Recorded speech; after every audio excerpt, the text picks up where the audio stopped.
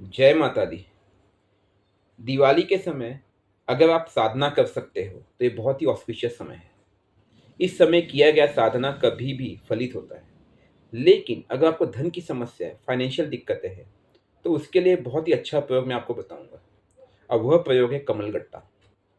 दिवाली के 5 दिन, धनतेरस से लेकर के भाई दूज तक, छोटी दिवाली, बड़ी दिवाली, गोवर्धन पूजा बीच में जो पड़ते हैं, ये पांचों दिन अगर आप हवन करते हैं कमल गट्टे से, तो इससे आपके घर में धन की प्राप्ति होती है, लक्ष्मी का वास होता है। अब प्रॉब्लम ये है कि आपके पास धन क्यों नहीं है या लक्ष्मी का वास क्यों नहीं हो पा रहा है। इसमें कहीं ना कहीं एक मुख्य कारण है, और वो है आपके घर में तंत्र बाधा, या संभवतः पितृ का रुष्ट होना, या ये भी संभावना है कि आपकी कुल देवी आपसे दूर है, और यहाँ तक ये भी चांसेस है कि आपके घर का बंधन किया गया है। तो उस बंधन को खोलना भी अति आवश्यक है। इसीलिए मैं अक्सर आपको दो सलाह दूंगा। ऐसे समय पे आप दो मंत्रों का प्रयोग कर सकते हैं। या तो आप माँ काली के मूल मंत्र का प्रयोग करें, ओम क्रीम कालिकाय नमः, जो कि तंत्रोक्त मंत्र है। या फिर आप अपने इष्ट मंत्र का प्रयोग करें, जिस इष्ट मंत्र को आप सदा से जाप करते आए हो, जिससे आप कनेक्टेड हो, उनके मंत्र का प्रयोग करें।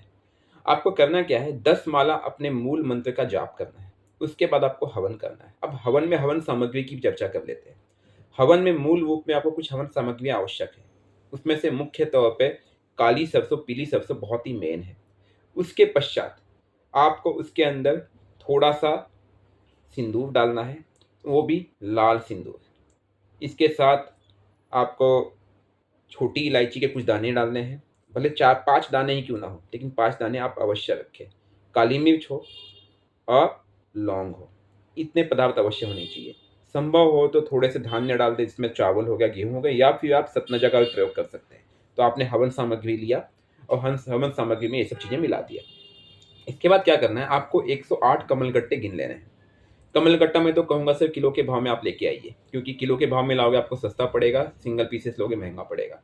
किलो के भाव में 250 से 300 रुपये किलो के हिसाब से कमलगट्टा मार्केट में अवेलेबल है। आप कमलगट्टा लेके आइए। कमलगट्टे 108 गिन लीजिए, जो आपने हवन सामग्री मिक्स की है। अब आप बोलोगे सर हवन सामग्री किस द्रव में मिक्स किया जाए। अब अगर आपको लगता है कि आपके ऊपर तंत्र बाधा है, तो वहाँ पे सरसों के तेल का प्रयोग किया जाए।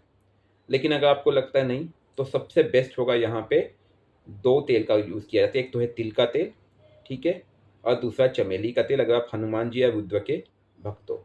घी का प्रयोग भी करोगे तो अति उत्तम रहेगा, लेकिन घी का मतलब ये नहीं है कि आपको डालडा युक्त जो सादा घी लेके आते हो, जो मार्केट से लोग बोलते हैं पूजा वाला घी, पूजा वाला घी, वो सब डुप्लीकेट है। उसका प्रयोग बिल्कुल नहीं करना है। अगर आपको घी का प्रयोग करना है तो शुद्ध घी लाइए। इससे बेटर है कि आप तिल का तेल या सरसों का तेल प्रयोग कर लें। आपने हवन सामग्री के साथ सब चीज़ें मिला दी। इसके पश्चात आपको 108 कमल गट्टे गिन के रख लेने हैं। और जब आप हवन स्टार्ट करोगे तो सबसे पहले आपको आवाहन करना है अपने कुलदेवी का, अपने पितृ देवता का, और उनसे अनुरोध करना है कि मेरी समस्त बाधाओं का निवारण करें, मेरे घर में धन धान्य हो, और माँ लक्ष्मी, मैं आपका आवाहन करता हूँ, आप मेरे घर में वास करें। कई लोग इसमें दो तरह का प्रयोग कर सकते हैं। 2 माला हवन कर सकते हैं। एक माला आपके इष्ट या तंत्रोक्त मंत्र का माँ काली के, राइट, जिसमें आप कमल गट्टे का प्रयोग नहीं करेंगे, और दूसरा माँ लक्ष्मी का, जिसमें आप कमल गट्टे का प्रयोग करेंगे। या फिर आप केवल कमल गट्टा प्लस हवन सामग्री का इस्तेमाल मिक्स करके कर लें। तो मैं जैसे करता हूँ, मैं क्या करूँगा, मैंने एक बार उठाया, एक कमल गट्टा उठाया, हवन सामग्री उठाया, और जो भी मंत्र का जाप कर रहा हूँ, उससे हवन कर रहा हूँ, स्वाहा। ऐसे आपने 108 बार मिनिमम करना ही करना है। अपने इष्ट को मंत्र देना नहीं भूलना है।